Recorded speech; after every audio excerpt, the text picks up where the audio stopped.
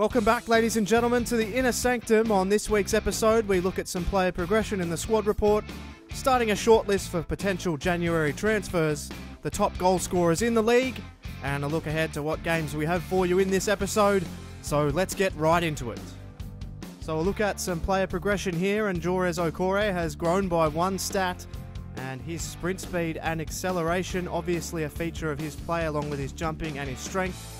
He has improved across the board with his heading accuracy, his standing tackle is excellent, and his slide tackle and marking are excellent as well, and he'll look to progress at only the age of 23. He looks like a huge prospect and a stalwart in the defence for Villa. We have a look now at Adama Traore, and his pace, obviously a feature of his game as well. His agility, his physical stats are excellent. His ball control, his dribbling, his crossing, his short pass and his shot power are obviously features that he will be working on, but they are in the green, and he has some developing to do, but he has certainly been in some pretty good form, and he'll be trained further, so his stats will look to improve as well. One of the talking points of the last few episodes, Kyle Larin, his stats are steadily improving. His sprint speed for a man of his size is excellent, and his attacking positioning is improving as well. His shot power is excellent as well. We'll look to develop his technical attributes over the coming weeks and years, as he looks as though he's going to be a player for the future and for a very long future with Aston Villa as well. Another player we'll feature today will be Jack Grealish. He's grown by 2 points, mainly due to his training, but his ball control and his dribbling is absolutely excellent for a player of only 20 years old. He is a huge upside, Jack Grealish, and we will be looking to focus on him in training and trying to get him as many games as we can, as he is the definition of the future of the club. Another player that I'd like to touch on, he hasn't had many games, but Gary Gardner has a lot of potential. He's got very good technical attributes. He may be lacking in speed, but he can be a potential central defensive midfielder for the future. I'd be interested to get your thoughts on Gary Gardner and whether he should play more games, potentially in the Cups. And let me know down in the comments below what you think of Gary Gardner.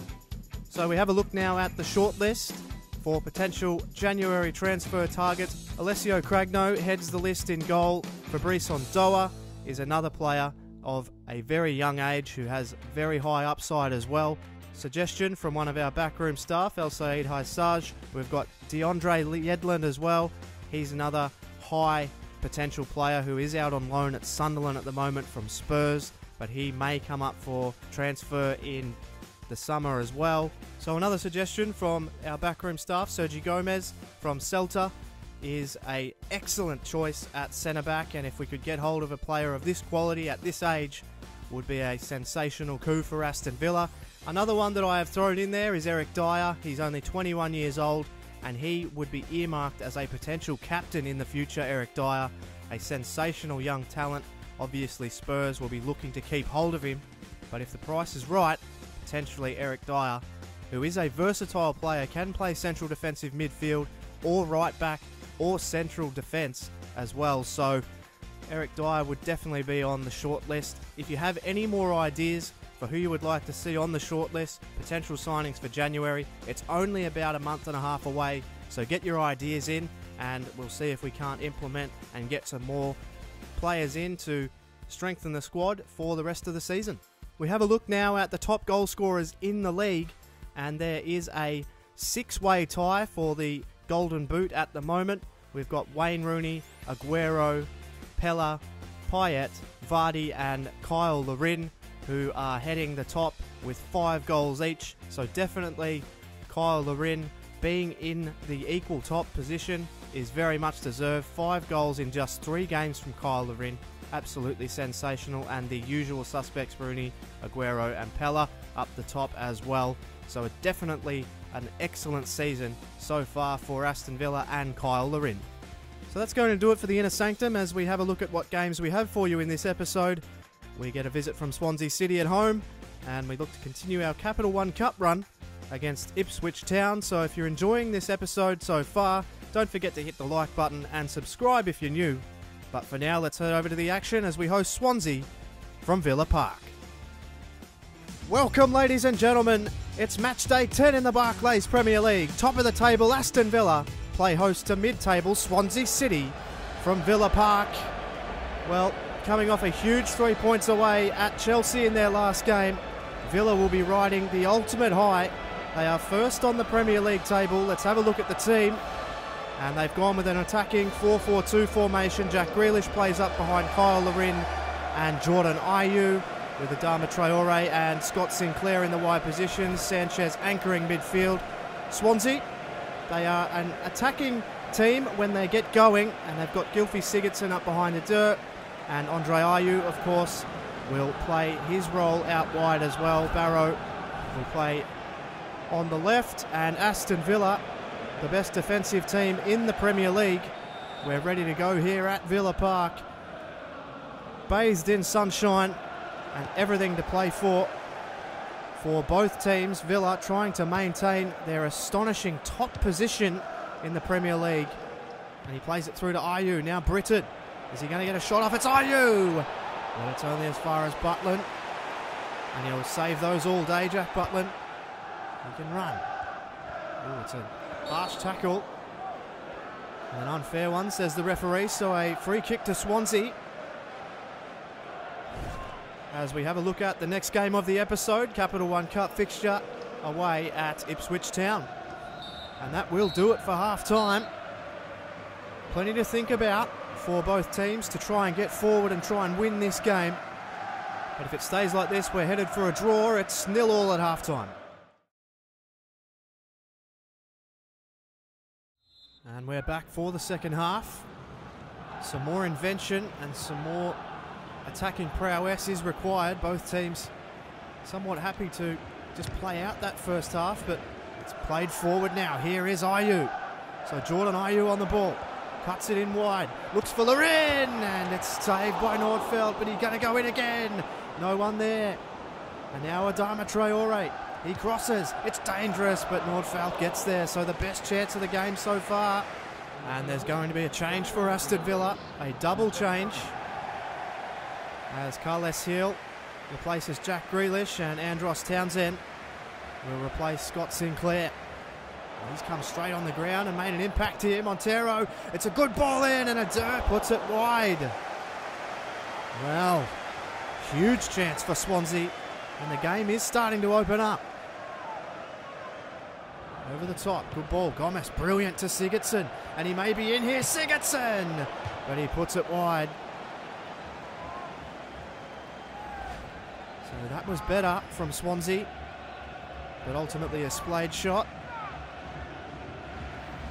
Playing around here, now Townsend. He's found some space. Plays it back to Sanchez. Sanchez tries to play Townsend in, he found him, but he couldn't get any power on the shot.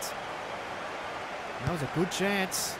Puts it towards Larin. Larin plays it to Adama Traore. The shot got through, but a good save. Oh, Hill, he's turned it over here, Hill. He goes back post, it's Ayew! Oh, it's just over the top. And what a chance that was for Villa. So Villa again, pressing. It's not a bad ball, it's one down. And now they could get away with it. They're happy with the draw here, Swansea, you would think. Villa are pressing late. Ilori tried to keep it in, and it won't matter, because Aston Villa have been held at home by Swansea.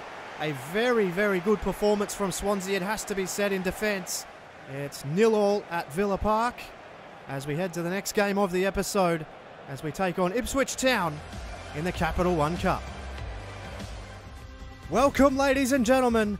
It's Capital One Cup action as Ipswich Town host Aston Villa from Portman Road. Ipswich Town, they've done well to make it this far in the competition, but many predicting this will be the last stop with the visit of Aston Villa tonight. It is a stern test for Ipswich, but as we've seen previously, anything is possible, and this is the team that will try and get it done for them. They will play two up front, so they're going to go after Aston Villa, and so they should, with almost literally nothing to lose. Tommy Orr, the young Australian, is playing out on the left, and Aston Villa's lineup has been changed completely from the team that ran out against Swansea in the last game. Agbonlahor and Rudy Gested start up front. Carles Hill playing up behind them. And Ipswich will fancy themselves tonight. They're a pretty good side when they get going. The match official will be Aston Bailiff. And as I said before, anything is possible in this competition. And that's why we love cup football, and that's why we're excited to get away here. Plays to Toure. That's a really dangerous ball, but Lescott won it down. Kinsella couldn't get rid of it. Played forward! Oh, McGoldrick almost scoring. It was definitely a big chance for Ipswich, and that's the danger that you face when you're playing these sorts of teams, particularly at home. As we have a look ahead to the next episode, it's a trip to White Hart Lane to take on Spurs. And that could be another turnover here. And Gested, they could make them pay here. It's with Carles Hill, and Hill hits it. Oh, it's off the bar. Really unlucky. And that's Villa's best chance.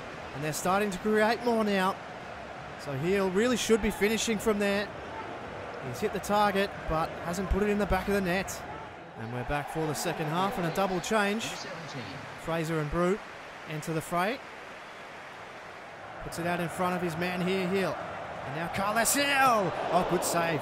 Really good save. Chambers will be able to get it away. So Hill looks the most likely to score.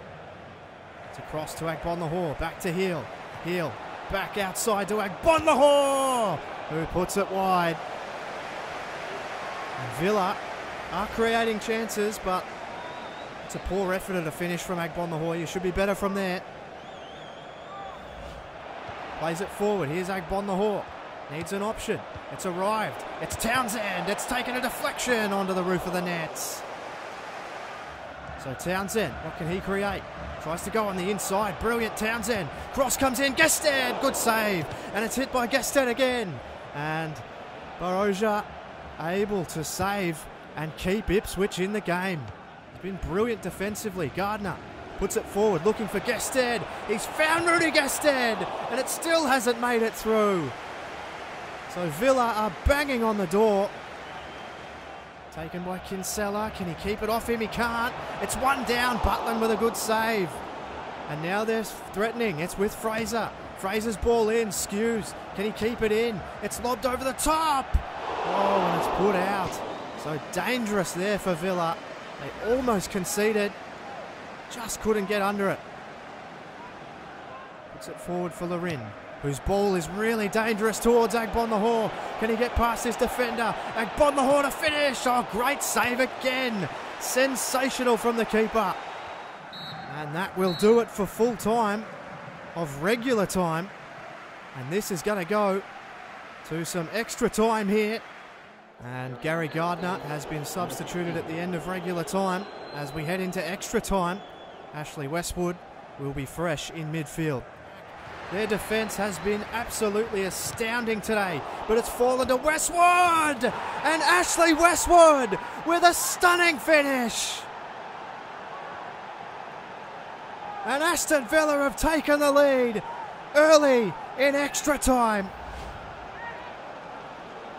The pass was ill, and Westwood just barged his way through, hit it on his left, and you don't strike him much sweeter than that. And he's just been subbed on, and with one of his first touches, Ashley Westwood has put Aston Villa into the lead. He's right in here, Murphy. It's not a bad effort, but Lescott was able to clear it. You can hear the crowd now. They want something from this corner for Ipswich. The cross is in. Hutton met it, did well. Vertu took a touch away from his man, did well. And now it's Lorin. So Kyle Lorin running in. There's a 2-on-1 situation here. Lorin put it out wide for Vertu. Vertu crossed it in. Oh, Agbonlahor didn't meet it. But it's going to be there with Richardson now. So Richardson's cross isn't that good. It's cleared away though. Puts it out wide. Richardson's ball to Vertu. He's found Jordan Vertu. Puts it across and it's Lorin. And that will definitely do it. Kyle Lorin gets another goal to add to his tally. Jordan Vertu with the brilliant run. And the unselfish play from Vertu makes sure of the result. And Kyle Larin, who's always in the right spot, is really developing into a huge asset for Aston Villa. It's 2-0 in the Capital One Cup. Villa should win it, but only as far as Richardson. It's Westwood again. This opening up space again. Oh, what a strike from Ashley Westwood. A couple of absolute crackers for him. And Ashley Westwood has made the impact. And you can see the space really opening up as the game wears on. A brilliant strike from Westwood again. And Aston Villa have taken control, and the experience and the physical stamina has really proved, the Premier League quality has really proved to be the difference here, and Villa are running away with it.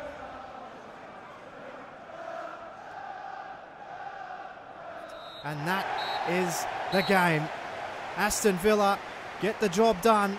They had to do it the hard way, but they got the job done. They won the game they should have won. They ended up winning it convincingly, but it took extra time. But the experience and the stamina of a Premier League side has shined through here, and Aston Villa have advanced in the Capital One Cup. At full time, it's 3-0 to Aston Villa against Ipswich. They'll be slightly disappointed, but they were bested by a better squad and a deeper squad. And as you can see there, 3-0 at full time. And for Murph's YT13, thanks so much for watching, and I'll catch you on the next one.